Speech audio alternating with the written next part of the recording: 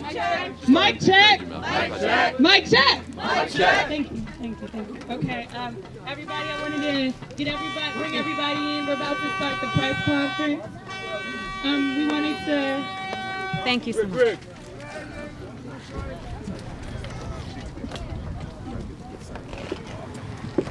We wanted to bring everybody over. We're about to start the press conference.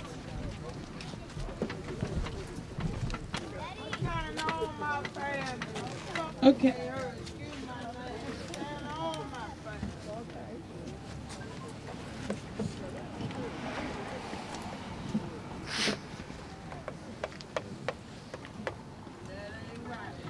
Hi, my name is Sheikah. I'm from the Criminal and Justice Committee out of OccupyDC. I'd like everybody to give a round of applause for everybody being out here this morning. This is real, it's necessary. And we come together, basically we were called to action by, at Occupy Oakland. They had a day for all occupations to bring attention to the prison system in America right now. Where right now, I mean, we're facing, we're less than 10% of the world's population, but we have 25% of the world's prison population. So there's a very serious problem here. And so we've come together and we're addressing these issues with pretrial incarcerations. I mean, there are several levels of layers of issues that we're addressing out here this morning. So with that being said, I'm going to pass the mic over to Natl, who's a local activist, and she's just very intelligent and a beautiful, wonderful there individual. You go. That's right. Yeah. All right. I don't know about all that, but I do want to talk about why we're here today. But first, I just want to draw attention to the things that are going on around the country today. So we're out here, I'm really bad at counting how many people, but maybe 175 something.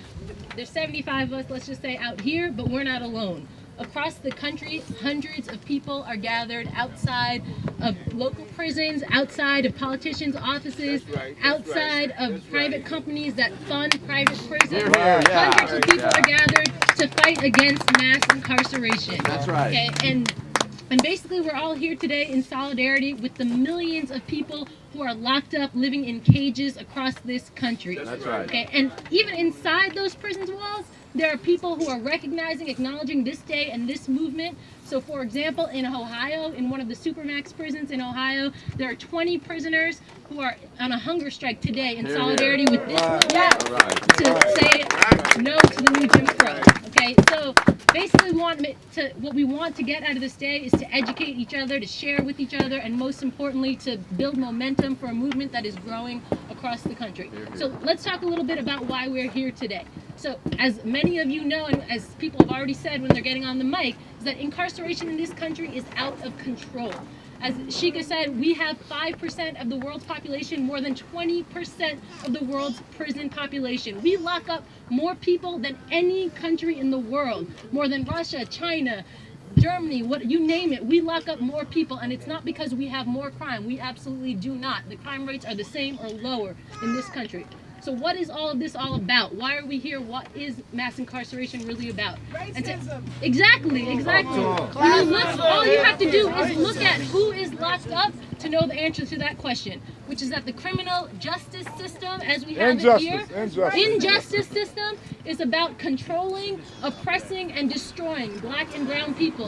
Just the way institutions in this country have historically controlled, oppressed, and destroyed black and brown people. Now, back in the day, during slavery, during Jim Crow, all that stuff, they were more upfront about that racism, right? They were bold about it. They just said, oh, you're black, you're brown, you don't have rights, you're not equal, that's it.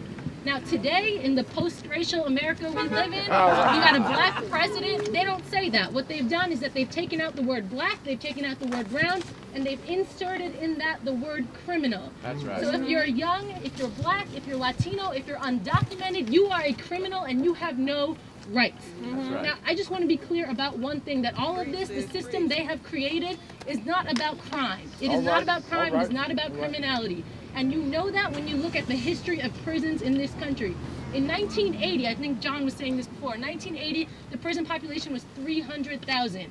Over the course of 30 years, the prison population has skyrocketed to 2.3 million people. And that skyrocketing is not a result of a spike in violent crime. In fact, violent crime has stayed steady or declined over that time. That prison population is a result of the war on drugs. More than half a million of the people who are locked up in prisons in this country are locked up for drug offenses. 3/4 of those people are Black and Latino. Now, that you might think, okay, 3/4 of the people who are drug offenders are Black and Latino. No, all of the statistics show that Black and Latino people do not use or sell drugs at higher rates than any other race. In fact, the statistics show that actually white people use and sell drugs at slightly higher rates than Black and Latino people. That's right. So the point is clear that all of these words we hear in the media, criminals, law and order, tough on crime, all of that stuff is not about crime. That stuff is code for the new Jim Crow. And in the new Jim Crow, you don't have a right to walk down the street and not be harassed and abused by the police. That's right. You don't have a right in court to get meaningful representation or to have a lawyer who's actually going to fight for you. You don't have a right when you're locked up to have human interaction, to have fresh air, or to be even treated like a human being. And then if you're lucky enough to get out of the system, you don't have a right to meaningfully participate in society. You can't get a job because employers can legally discriminate against you. You can't get housing benefits, public benefits, access to loans for education because all those agencies are legally able to discriminate against you. You can't vote because the federal government is able to. I'm sorry, what? Okay, I'm sorry. So nationally, you're right. Nationally, a lot of places you can't vote. Yeah, and in certain cities, and in DC, my friend Deborah is going to be talking about how it's affecting DC residents. So I'm going to stop because there's a lot of people who are smarter than me, who know more, who can talk about this issue. I can't say this enough, is that this really is the civil rights issue of our day. There's a movement building, there's momentum for it, and I hope to be there with all of you for that. Here, Thanks. here. Yeah. Say no to the new Jim Crow. Say no to the new Jim Crow. Occupy DC. Criminal injustice. All right, now I'm going to pass the microphone over to Deborah, who knows a little bit more about the DC jails and can speak to on the current state of DC jails. Hey. First again, say no to video. Face to face is the way to go.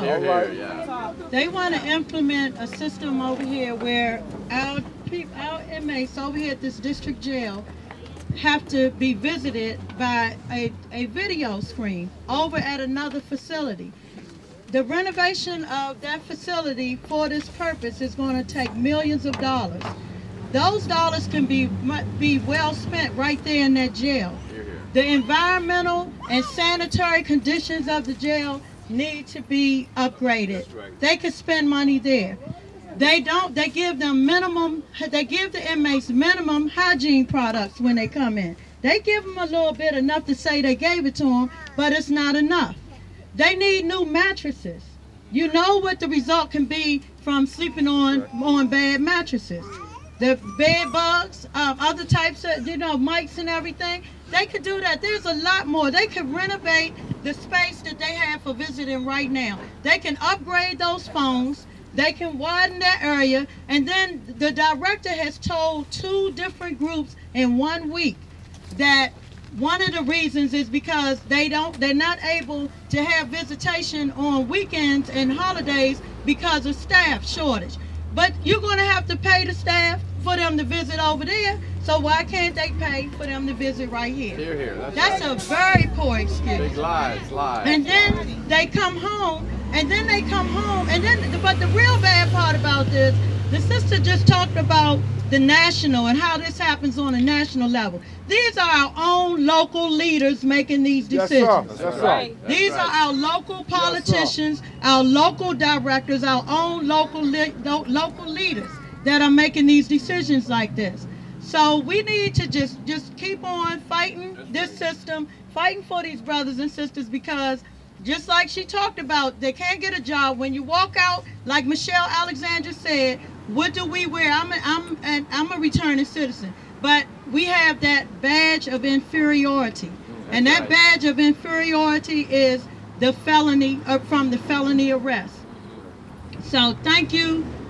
Say no to video. Face to face is the way to go. And one more thing. I'm sorry. And one more thing. The families, the real importance of that is that a lot of the people at the jail are returning home from faraway places. Some of them have, like my own son, he came home. He had to spend a year, after 4 years in prison away, he had to spend a year at the jail for his misdemeanor charge.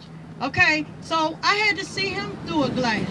So a lot of them are getting charges and being shipped off to who knows where, because DC does not own their own prisoners anymore. They gave them up to the federal, you know, so now they're going who knows where. And these last few visits, they have to see them on a video. You know what it means to that child to be able to touch that glass, and his parent, mother or father, put their hand in that glass and they look into each other's eyes and say, I love you, I'll see you, you know, whatever they have to say, but it's more. You cannot do that through a glass. Say no to video. Face to face is the way to go. Say no to video. Face to face is the way to go. Say no to video. Face to face is the way to go. Say no. Okay. Thank you, Deborah.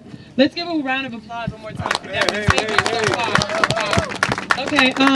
Also, I like to also kind of drop in there. I don't know if it's been addressed already, but DC is one of the only places where people have pre-trial incarceration, which means that before somebody is convicted of a crime, they're put in jail and have to wait for their trial, which means people are taken from their homes. They can't go to work. They can't feed their children. They can't pay their bills. They disappear, and then you're in jail. So imagine trying to tell your job, oh, where have you been for the past month? Oh, I was in jail. Automatically, you're criminalized. And then automatically, you know, people have to suffer before they've even had the chance to be trialed in court. That is a very major issue. That's why we're out here. And the reason why we're out here is because we have the voice and the ability to be able to speak out, to say something, and to do something. And if we don't continue to, people will continue to make decisions that affect our communities, and we will continue to have to suffer. So just keep that in mind while you're out here today, and when you go back into your day, into your regular lives, and you guys are, you know, talking to people. Just these are things to keep conversations that need to continue to happen. Thank you. And with that, the next person up is Phil. Phil. Thank you all for coming out today. It's really important. I want to talk, one reason why we're out here talking about mass incarceration is because there are too many people in this facility. One thing not everybody knows is there's a private jail next door to this DC jail called the Correctional Treatment Facility. It's owned by DC, but the Corrections Corporation of America runs it for a profit. They make profits off our bodies. It's important to understand that and to know that that's happening. Corrections Corporation of America has been written about in the last couple of weeks. They're the biggest prison corporation. They have put out some information in the last couple of weeks how they were interested in taking over state prison systems around the country. And in return, they wanted to guarantee that the state could guarantee 90% occupancy of those prisons.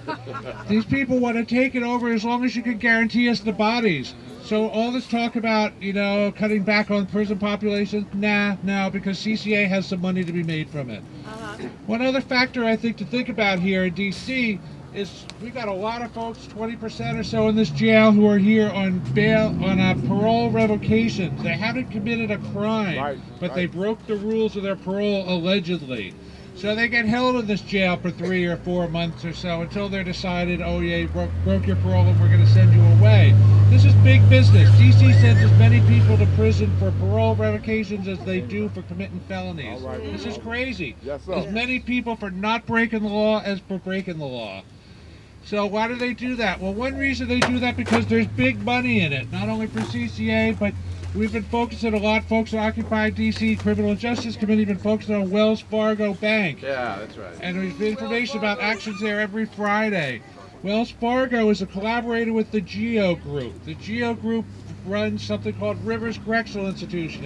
It's a couple steps here, but basically they arrest you in D.C. on a parole revocation for not breaking the law. They put you in here for a few months. Then they ship you down to Rivers where somebody can make more money off your body. They don't give a crap what happens to you, but there's money to be made by both Geo Group and by Wells Fargo. So when people demand boycott Wells Fargo, we need to stop this prison pipeline that's going on right here. We need fewer people in this jail. Thank you all for coming out. It's great to see everybody. What organization are you with? OccupyDC, Criminal and Justice Committee. And the other one? DC Prisoners Project. Thank you. Thank you. Everybody need to identify themselves by organization so we know who to contact. Some of us are community members. We're not with organizations. Okay, thanks everybody. We're gonna do a little open mic here because there are a lot of people with experience. First of all, can I see a hand? Let's see hands of who spent time in this hellhole and also who has loved ones in that hellhole right now or has had them. Let's see hands. Look at that. So many people affected. There's going to be more and more too if we don't build a movement to stop that. That's right. So there are a lot of people with a lot of experience that we're going to call to the mic. Some folks. There's also one issue we got to touch on for sure, which is a mental health issue. And if Brother Wallace, you want to speak on that?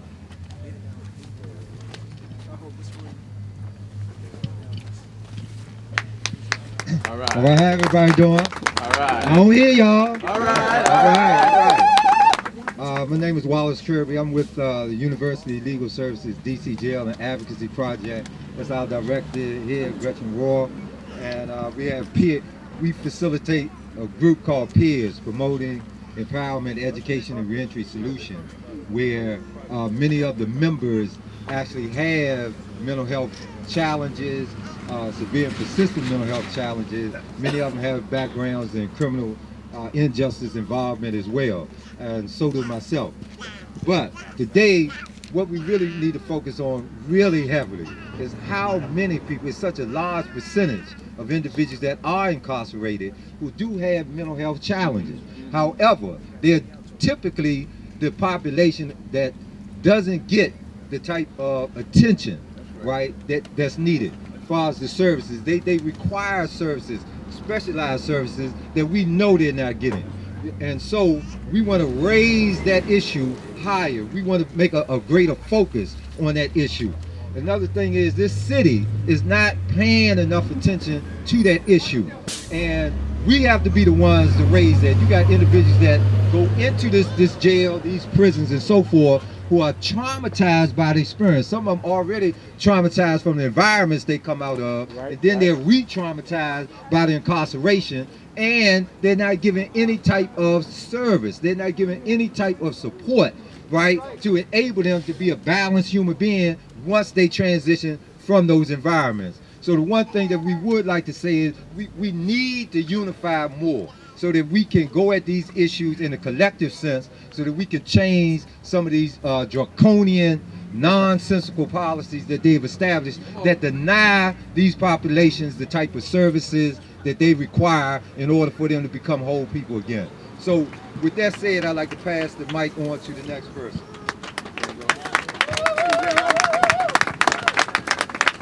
Good afternoon. First of all, I'd like to say that what you see is the foundation of this movement. That's right. Against the new Jim Crow. That's right.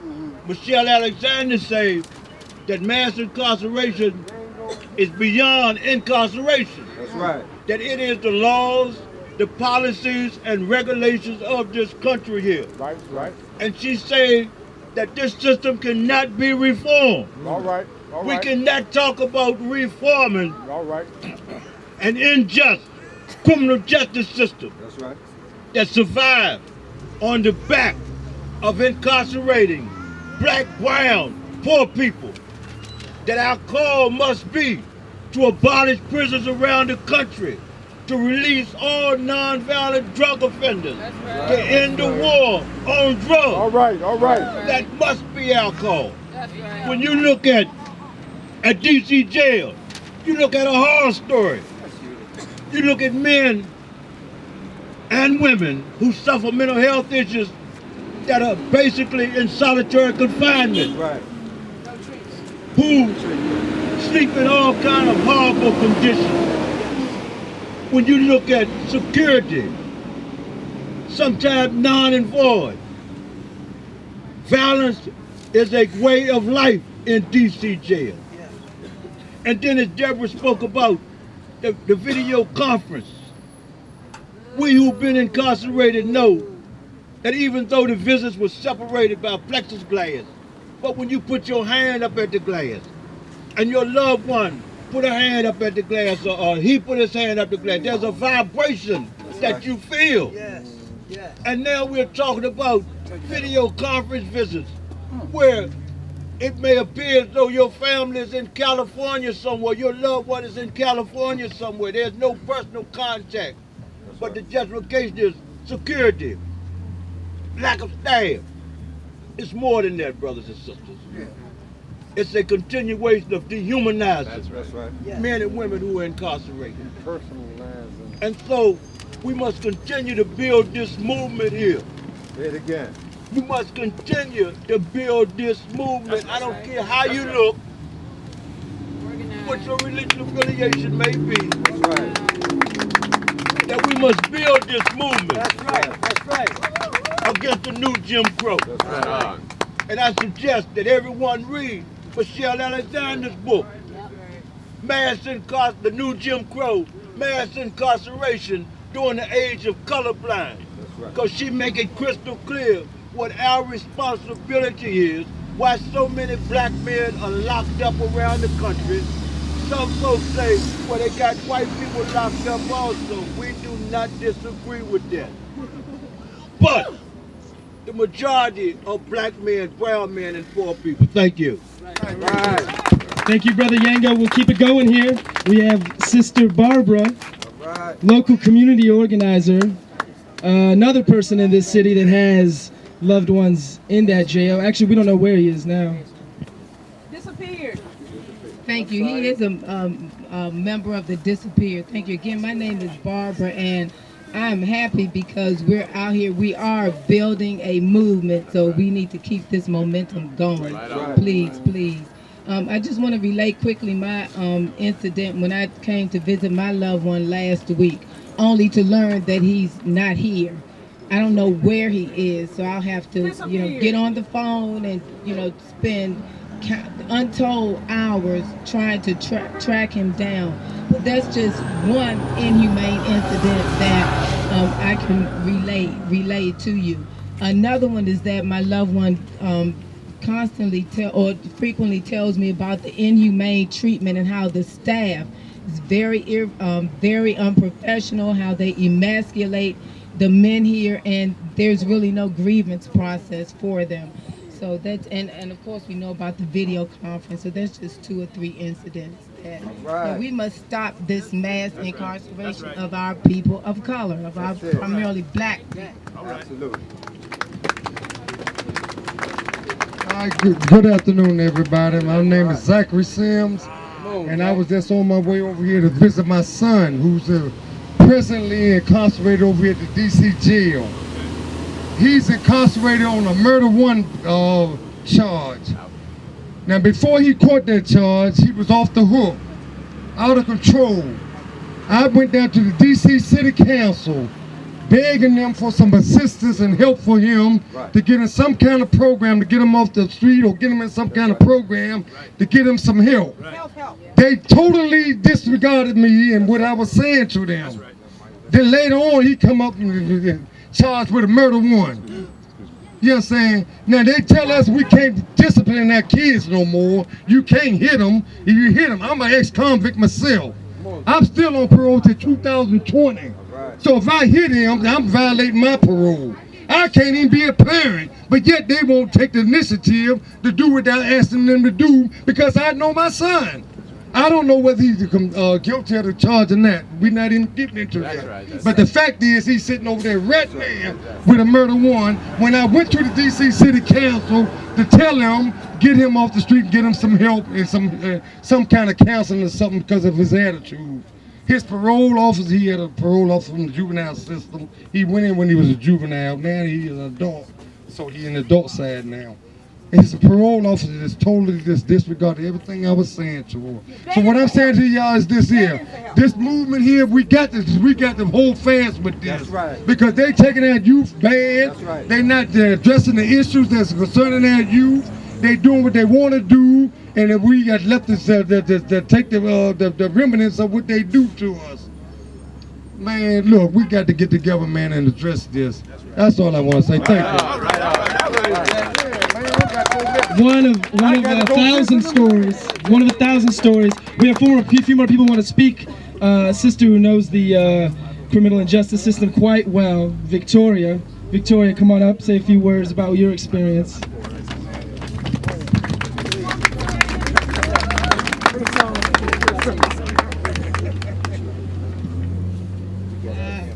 Hello. Hey.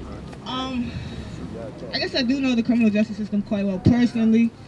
My father did like 20 years. My grandfather did like 25. Just one of my uncles did like 10. So my father was just released like last year. But I think what hasn't been talked about is like locking people up with drug problems. My grandmother is, I think she's in her 50s. But she continues to get locked up now because she's a drug problem. And so I think that, Ron's about to talk about that. But yeah, it hasn't been talked about, and that's like such an issue.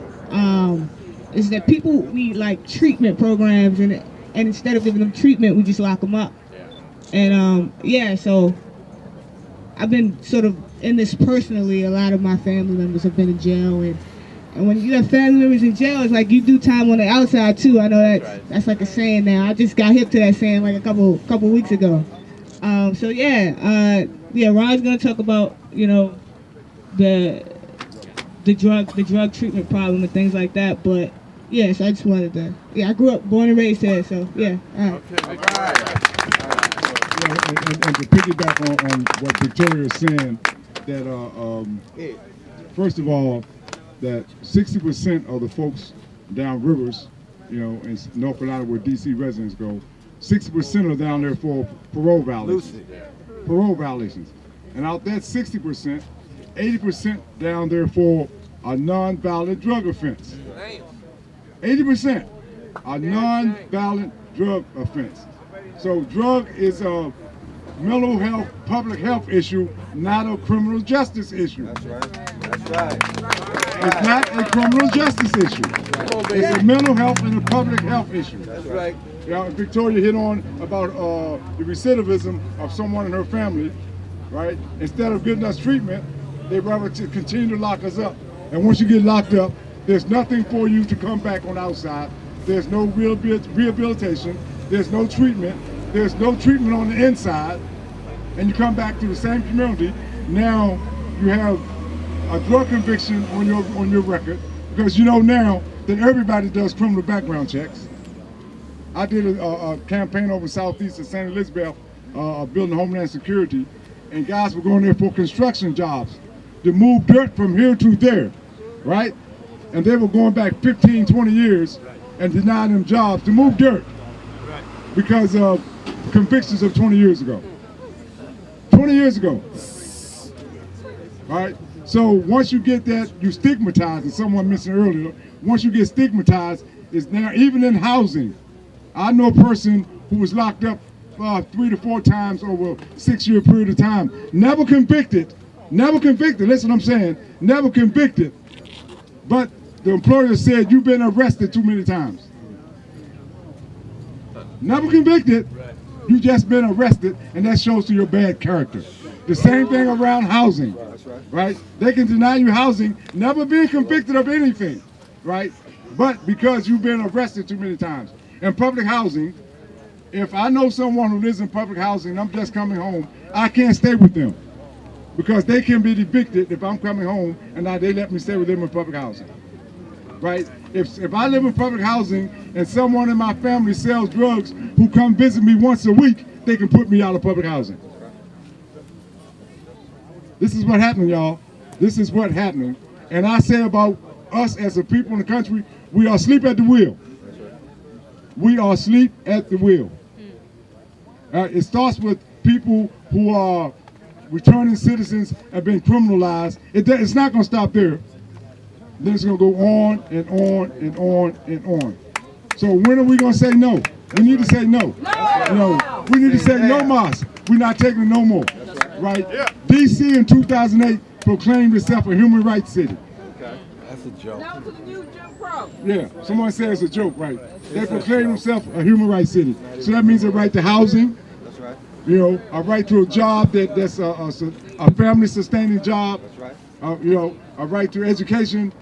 That's all. That's part of human rights.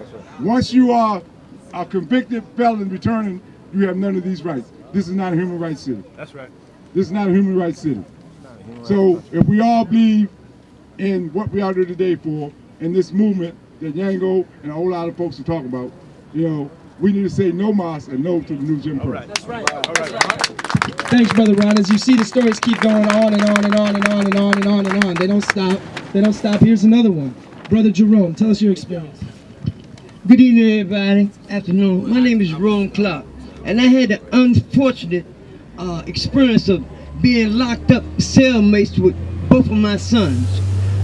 One is now, the youngest one is still currently incarcerated. The oldest one, he's out.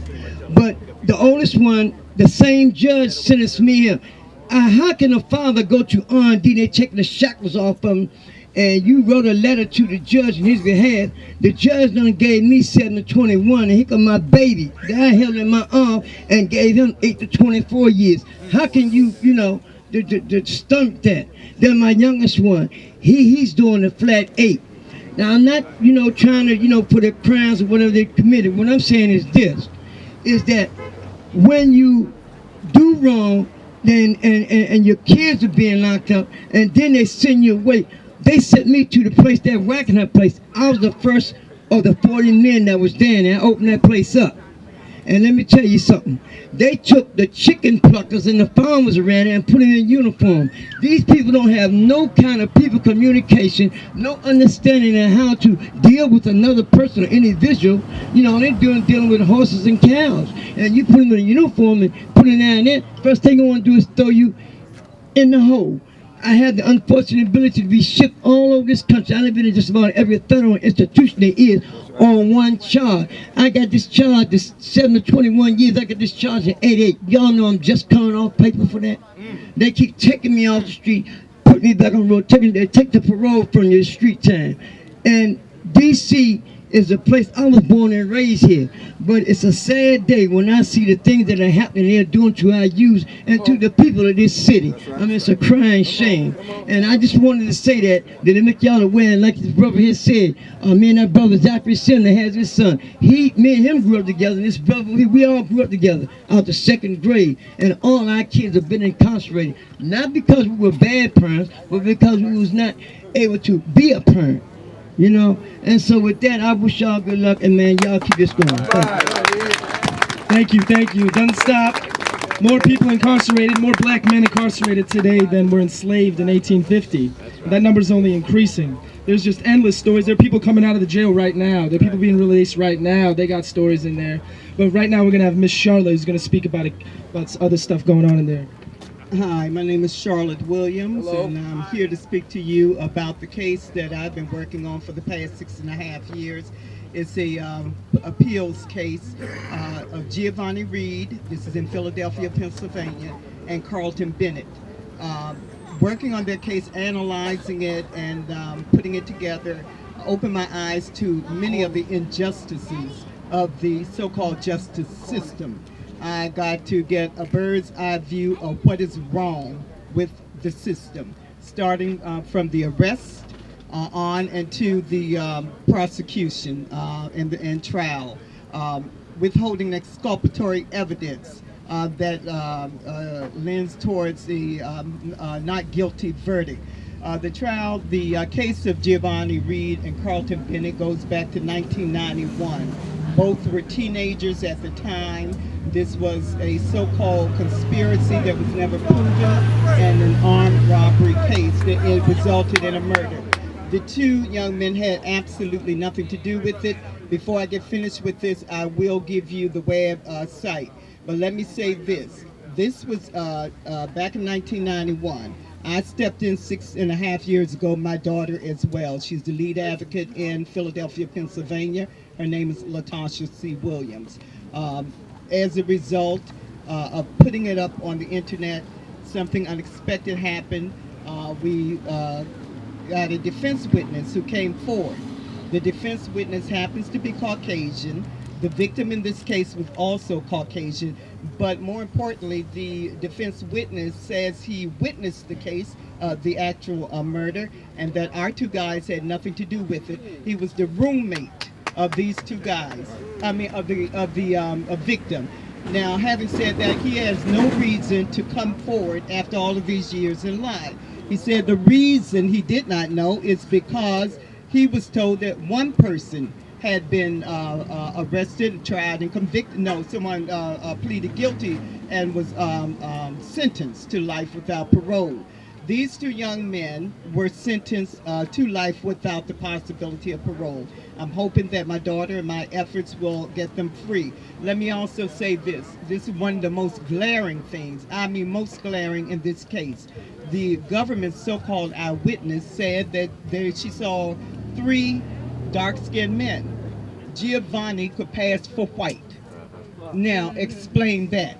Could pass for white. That's how light he is.